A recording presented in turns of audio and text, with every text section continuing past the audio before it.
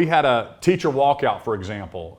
We weren't paying our teachers what market was. So I gave our teachers a pay raise to bring them up to market. Government won't fix itself. Government always wants to spend more. So bringing that fiscal discipline, I believe in smaller government. I believe in lower taxes. So bringing some of those disciplines into our state budget and running government like a business is kind of what I focused on. There's 33,000 state employees in Oklahoma. It's a $22 billion budget. And normally people hire non-business people and people that have never signed paychecks, never set a vision and hired the right people, held people accountable. So those are all the things that we brought to Oklahoma.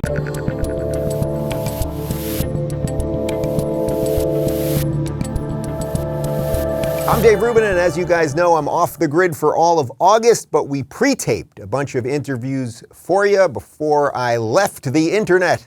And joining me today is the governor of Oklahoma, Governor Kevin Stitt. Welcome to the Rubin Report. Hey, great to be with you. Thanks so much. Hope you're having a great time on your vacation when this is airing. I hope that I'm having a great time too, not paying attention to the news, but I am looking forward to chatting with you because we met a couple weeks before I went off the grid. Governor DeSantis held a little event in Florida for some governors and some Twitter personalities or whatever the rest of us are. And you brought up a couple interesting points, and I immediately went up to you after. I said, we got to chat. So here we are. So before we do anything, people talk about Oklahoma, and most people probably say, hey, what's going on in Oklahoma? I don't know much about Oklahoma. So first, why don't we just get a little of your personal history, and then we'll dive into some of the stuff we need to know about Oklahoma. Absolutely. Well, I'm the 28th governor of the great state of Oklahoma, fourth generation Oklahoman, and a business guy. I was never in politics when I ran in 2018. My story, I grew up in Norman, Oklahoma, where the University of Oklahoma is. My dad was a pastor there, and then, but I went to Oklahoma State in Stillwater for college, got an accounting degree, and then started my company shortly after college with $1,000 in a computer and lived the American dream story. Today we have 1,600 employees, do business all over the country. And I got inspired to run. I watched a businessman get elected president of the United States. And I saw my state kind of struggling, and I looked and saw who was running. It was just more of the same, really, just career politicians. And I said, hey, if anything's going to change, we need business people. We need a fresh set of eyes. We need people like our founding fathers envisioned, that we're going to leave the private sector, go serve their country or their state, and actually change things and focus on the next generation, not the next election. And so I told that to Oklahomans when I campaigned. They agreed with me. We won the election. And today, Oklahoma is really exploding in growth. We have so many great things going. We've got the largest savings account we've ever had. We have the lowest unemployment. I cut taxes last year. More people are moving to Oklahoma than ever before. We're top 10 in the country in that. And so things are just really on the up and up for our state. We're the 28th largest state population-wise, right above Texas, figuratively and actually right above Texas. So I like to point that out.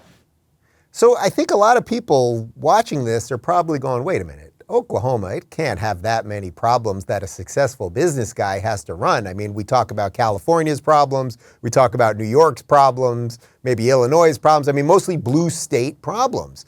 What could possibly be going on in Oklahoma that is a successful guy? I mean, you were running multi-million-dollar business, would have to throw his hat in the ring. Well, when I say what I'm talking about, we had a teacher walkout, for example.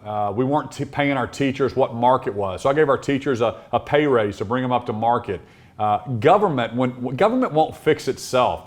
Government always wants to spend more. So bringing that fiscal discipline, I believe in smaller government. I believe in lower taxes. So bringing some of those disciplines into our state budget and running government like a business is kind of what I focused on. There's 33,000 state employees in Oklahoma. It's a $22 billion budget.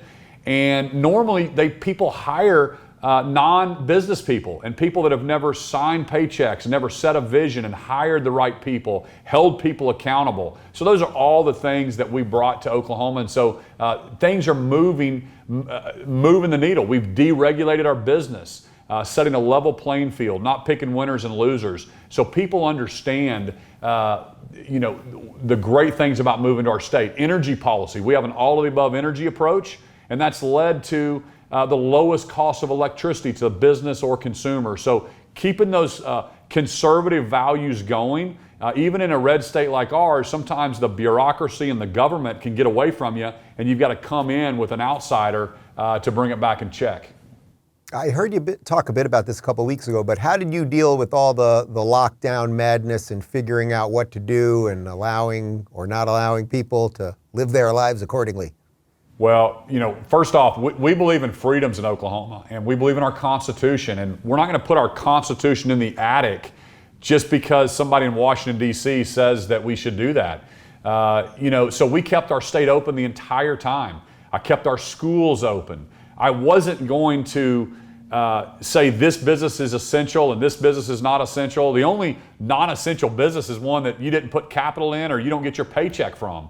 So picking winners and losers like that, to me, is un-American. It's not right. And what we've done to our businesses and then what we did to our kids by keeping them out of school in these other states, it's an atrocity. So in Oklahoma, we kept everything open. And because of that now, people are realizing and recognizing the benefits. Our businesses are having their best years ever, and companies from California are moving to states like ours because they're tired of the mandates and the dictating from the holier-than-thou government officials that we know best and do as we say.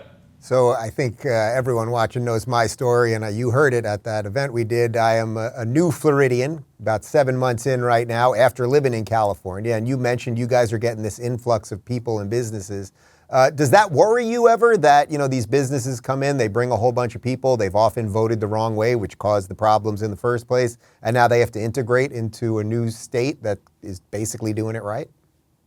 We hear that a lot. The folks that we meet from California, I have those conversations with them. I jokingly tell them, hey, I had to wait 18 years to vote in Oklahoma, so I expect you to wait 18 years before you can vote.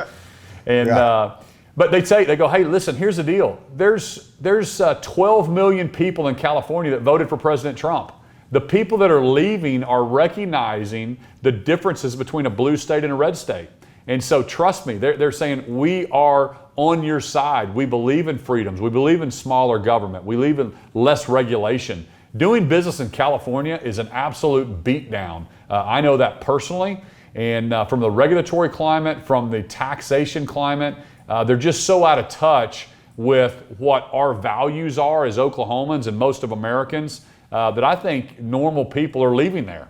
If you're looking for more honest and thoughtful conversations about politics instead of nonstop yelling, check out our politics playlist. And if you want to watch full interviews on a variety of topics, watch our full episode playlist all right over here.